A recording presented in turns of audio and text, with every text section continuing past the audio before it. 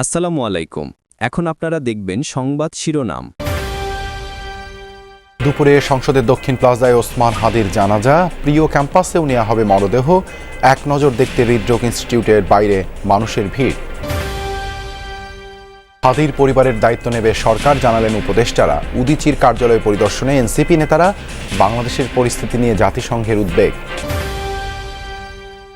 শাহবাগে আগ্রাসন বিরোধী সমাবেশে জনতার ঢল।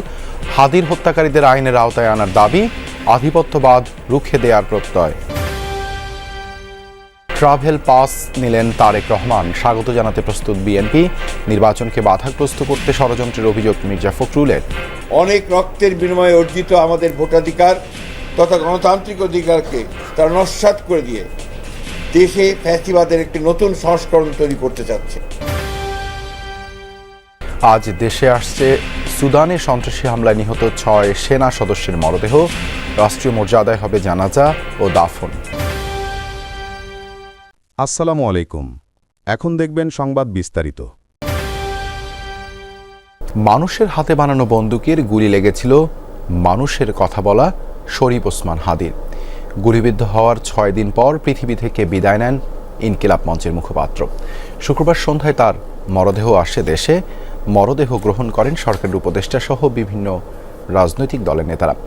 বিমানবন্দরের আনুষ্ঠানিকতা শেষে হাদিকে রাখা হয়েছে জাতীয় হৃদরোগ হাসপাতালের হিমঘরে। আজ রাষ্ট্রীয় শোক, দুপুরে জানাজা শেষে দাফন হবে তরুণ এই রাজনৈতিক নেতার।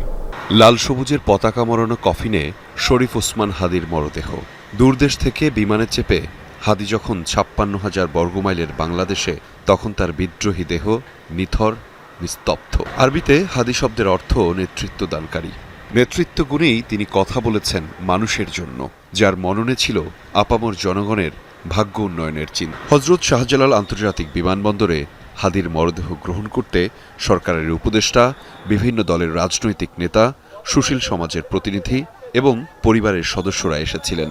অশ্রুসিক্ত চোখে সতীর্থকে হারানোর তীব্র যন্ত্রণা হয়তো মনে করিয়ে দিচ্ছিল যুদ্ধের ময়দানে কাউকে হারানোর রাজনৈতিক হত্যাকাণ্ডে নিহত কারো একক মরদেহ গ্রহণে সকল অংশীজনের এমন একাট্টা অবস্থান আগে দেখেনি বাংলাদেশ।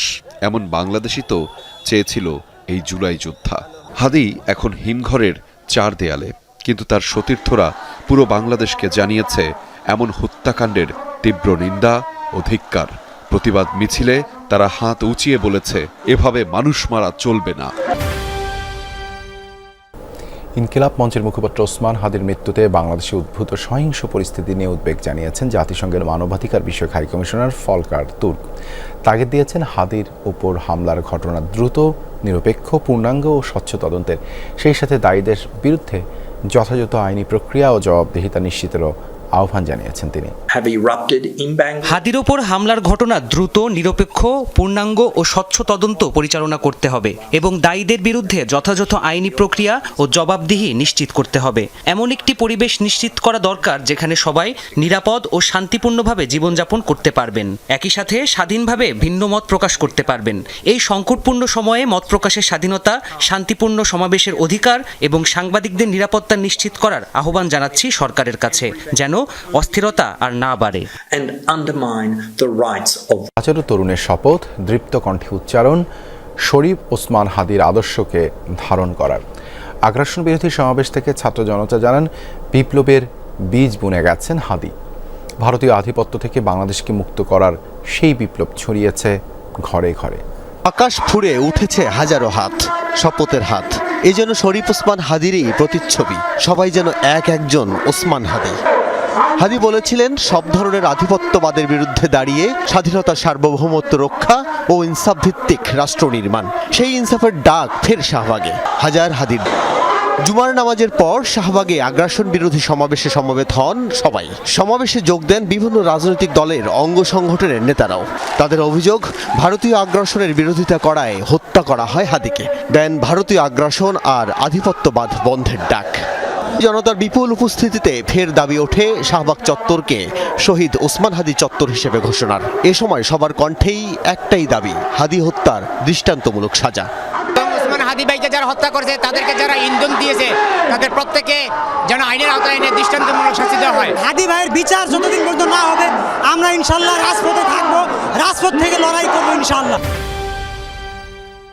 দেশকে পরিকল্পিতভাবে নৈরাজ্যের পথে ঠেলে দিতে চায় একটি মহল, নস্যাৎ করতে চায় নির্বাচন। ইনকিলাব মঞ্চের মুখপাত্র ওসমান হাদির মৃত্যুকে ঘিরে সৃষ্ট বিশৃঙ্খলার নিন্দা ও ঘৃণা জানিয়ে এসব কথা বলেছেন বিএনপি মহাসচিব মির্জা ফখরুল ইসলাম আলমগীর। শুক্রবার হয় দলটির স্থায়ী কমিটির জরুরি বৈঠক। এরপরই সকল দেশপ্রেমিক সামাজিক শক্তিকে ঐক্যবদ্ধ থাকার আহ্বান জানান তিনি। এদিকে বিএনপির ভারপ্রাপ্ত চেয়ারম্যান তারেক রহমান দেশে ফেরার পর বিমানবন্দর থেকে যাত্রাপথে নিরাপত্তা নিশ্চিত করা হয়েছে, এমনটাই জানিয়েছেন অভ্যর্থনা কমিটির আহ্বায়ক ও স্থায়ী কমিটির সদস্য সালাউদ্দিন আহমদ।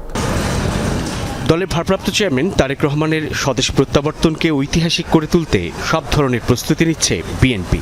শুক্রবার বিকেলে রাজধানীর ৩০০ ফিট এলাকায় যে স্থানে তারেক রহমান জনগণের কাছে কৃতজ্ঞতা জানাবেন, সেই স্থল পরিদর্শন করেছে অভ্যর্থনা কমিটি ও শীর্ষ নেতারা। এটির আহ্বায়ক জানান, দেশে ফেরার পর বিমানবন্দর থেকে এভারকেয়ার হাসপাতালের যাত্রাপথে তারেক রহমানের নিরাপত্তা নিশ্চিত করা হচ্ছে। তার আগমনকে কেন্দ্র করে যাতে নিরাপত্তাজনিত এবং প্রোটোকলজনিত কোনো বাধাবিঘ্ন না হয়, সেই জন্য আমরা তার অবতরণের স্থান থেকে শুরু করে এবার কেয়ার যাওয়ার পথে যাতে জনসমাগমটা নিরাপদ হয়, নিশ্চিদ্র হয়, নিরাপত্তা আমরা নিশ্চিত করতে পারি এবং জনগণের সামনে তিনি যে দাঁড়িয়ে কৃতজ্ঞতা জ্ঞাপন করবেন, ধন্যবাদ জ্ঞাপন করবেন, সেই জায়গাটাকেও আমরা চিহ্নিত করেছি। এদিকে রাতে গুলশানে দলের চেয়ারপারসনের কার্যালয়ে ভারপ্রাপ্ত চেয়ারম্যান তারেক রহমানের সভাপতিত্বে বিএনপির জাতীয় স্থায়ী কমিটির জরুরি বৈঠক অনুষ্ঠিত হয়। ঘণ্টাখানেকের বৈঠক শেষে স্থায়ী কমিটির সিদ্ধান্ত জানান মহাসচিব মির্জা ফখরুল ইসলাম আলমগীর। কাপুরুষোচিত এই হত্যাকাণ্ডের আমরা তীব্র ঘৃণা ও নিন্দা জানাচ্ছি। অবিলম্বে হত্যাকারীদের গ্রেফতার ও বিচারের জন্য আমরা আবারও দাবি জানাচ্ছি।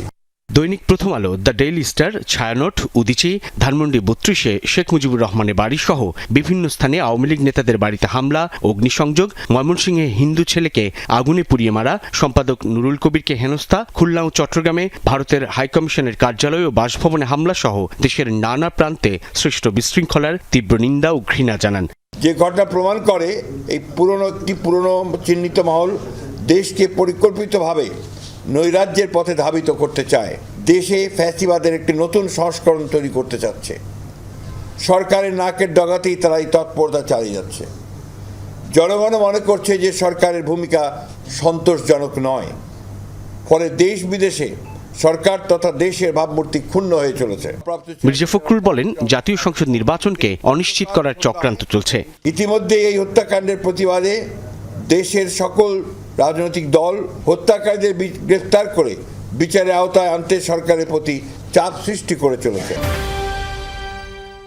সুদানের আবেইতে জাতিসংঘ শান্তিরক্ষা মিশনের দায়িত্ব পালনকারী সন্ত্রাসীদের হামলায় নিহত বাংলাদেশ সেনাবাহিনীর ৬ বীর সদস্যের মরদেহ ঢাকায় আসছে আজ। লাল সবুজের পতাকায় মোড়ানো ৬ কফিন ঢাকার শাহজালাল আন্তর্জাতিক বিমানবন্দরে পৌঁছাবে সকাল 11:15টায়। দেশে ফেরার পর যথাযথ রাষ্ট্রীয় মর্যাদায় এই বীর সন্তানদের জানাজা ও দাফন সম্পন্ন করা হবে। বাংলাদেশ সময় শুক্রবার সন্ধ্যা 7টায় উগান্ডার এন্টেব বিমানবন্দর থেকে ঢাকার উদ্দেশ্যে রওনা হয়েছে মরদেহবাহী বিমান। এই ঘটনায় আহত আরও 9 জন শান্তিরক্ষী বর্তমানে কেনিয়ায় চিকিৎসাধীন। সেনাবাহিনীর পক্ষ থেকে জানানো হয়েছে তারা শঙ্কামুক্ত।